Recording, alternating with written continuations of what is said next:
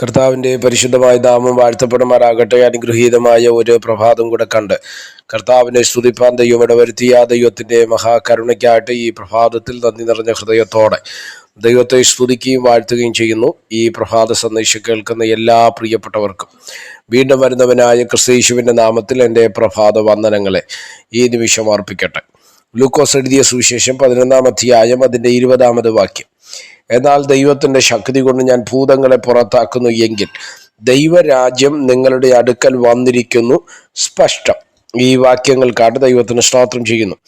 ലൂക്കോസ് വിശേഷം 11-ാം അധ്യായം മുതൽ 11-ാം അധ്യായത്തിൻ്റെ 14 മുതലുള്ള വാക്യങ്ങൾ നമ്മൾ പഠിക്കുന്ന സമയത്ത് യേശു കർത്താവിനെ ഒരു വിവാദത്തിൽ ഉൾപ്പെടുത്തുന്ന ഒരു ഭാഗത്തെ നമുക്ക് കാണുവാൻ കഴിയുന്നു. ഒരിക്കലും ഊമയായ ഒരു ഭൂതത്തെ പുറത്താക്കി യേശു കർത്താവ് പുറത്താക്കി.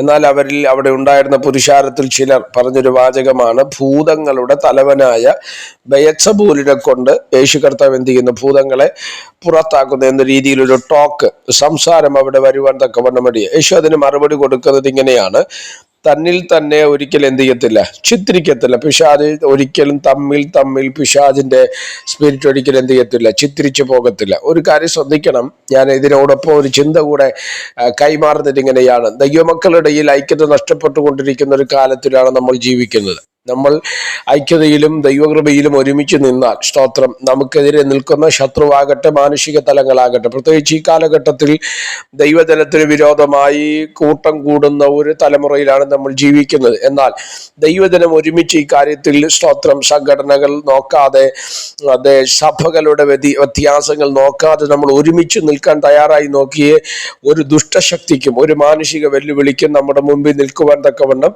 കഴിയത്തില്ല. നമുക്കറിയാം, യഹൂദന്റെ ആദിമസഭയുടെ കാലഘട്ടത്തിൽ ഏറ്റവും ശക്തമായ ഭരണ സംവിധാനമായിരുന്നു റോമൻ ഗവൺമെന്റിന്റെ ഭരണം. ഒരിക്കലും ഒരു കോംപ്രമൈസും ആദിമ ക്രൈസ്തവ സമൂഹത്തോട് റോമൻ ഗവൺമെന്റ് കാണിച്ചില്ല. പക്ഷേ ആദിമസഭയിൽ എണ്ണത്തിൽ ചുരുക്കമാണ് ആൾക്കാരെങ്കിലും അവരുടെ ഐക്യത, സ്തോത്രം, റോമൻ ഭരണകൂടത്തെ പോലും തകർക്കുവാൻ തക്കവണ്ണം ഇടവന്നു. എന്താ കാര്യം? അവർ ഒരുമിച്ച് നിന്ന് പ്രാർത്ഥനയിൽ ആ വിഷയത്തിനെതിരെ പോരാടുവാൻ തക്കവണ്ണം ഇടവന്നു. ഇന്ന് നമുക്കറിയാം, ക്രൈസ്തവ സമൂഹത്തിനെതിരെ, ദൈവമക്കൾക്കെതിരെ പദ്ധതികൾ ഒരുങ്ങുന്ന ഒരു കാലത്തിലാണ് ജീവിക്കുന്നത്, പ്രത്യേകിച്ച് നമ്മുടെ മഹാരാജ്യത്ത്.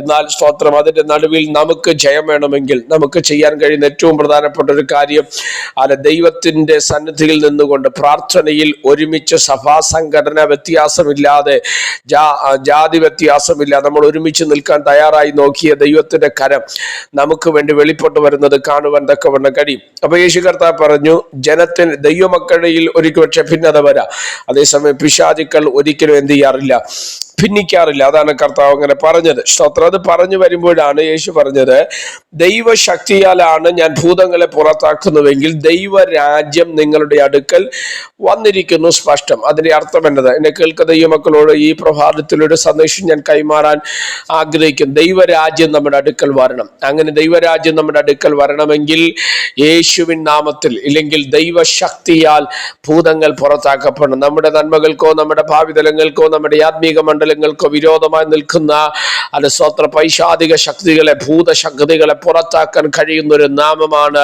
യേശുവിന്റെ നാമം. അതുകൊണ്ടാണ് ബൈബിൾ പറഞ്ഞ, ആകാശത്തിന് കീഴെ ഭൂമിക്ക് മുകളിൽ യേശു അല്ലാതൊരു നാമം വേറെയില്ല. അതുകൊണ്ട് ഈ നാമത്തിൽ വിശ്വസിക്കുന്ന നിങ്ങളോട് ഞാൻ ആത്മാവിൽ കൈമാറുകയാണ്, ആ നാമത്താൽ ഭൂതങ്ങൾ പുറത്തു പോകും. ഭൂതങ്ങൾ പുറത്തു പോയാൽ നടക്കുന്ന ഒരു കാര്യം, ദൈവരാജ്യം നമ്മുടെ അടുക്കൽ എന്ത് ചെയ്യും, കടന്നു വരുവാൻ തക്കവണ്ണം ഇടയും. ആ തരത്തിലുള്ള ഒരു ആത്മീക ജീവിതത്തിലേക്ക് ഇന്നത്തെ സഭയെ, ദൈവമക്കളെ, നമ്മെ ഓരോരുത്തരെയും നടത്തട്ടെ എന്ന വാക്കുകളോടുകൂടെ എൻ്റെ വാക്കുകളെ ചുരുക്കുന്നു. പ്രാർത്ഥിക്കാം. പരിശുദ്ധനായ ദൈവമേ, സ്വർഗീയ നല്ല പിതാവേ, സന്ദേശത്തിനായിട്ട് നന്ദിയോടെ കർത്താവിന് സ്തോത്രം ചെയ്യുന്നു. ഈ സന്ദേശം കേൾക്കുന്ന എല്ലാ പ്രിയപ്പെട്ടവരെ തൃക്കരങ്ങൾ തരികയാണ്. അവിടുന്ന് ഞങ്ങളെ ചെറുകടിയിൽ മറച്ചാട്ട് കർത്താവിന്റെ കൃപ കൊണ്ട് ഞങ്ങളെ പൊതിയണം. സമസ്തവും തൃക്കരങ്ങൾ തരുന്ന കൂടെ ഇരിക്കണം. മഹത്വം അങ്ങേക്ക്, യേശു കർത്താവിന്റെ നാമത്തിൽ തന്നെ.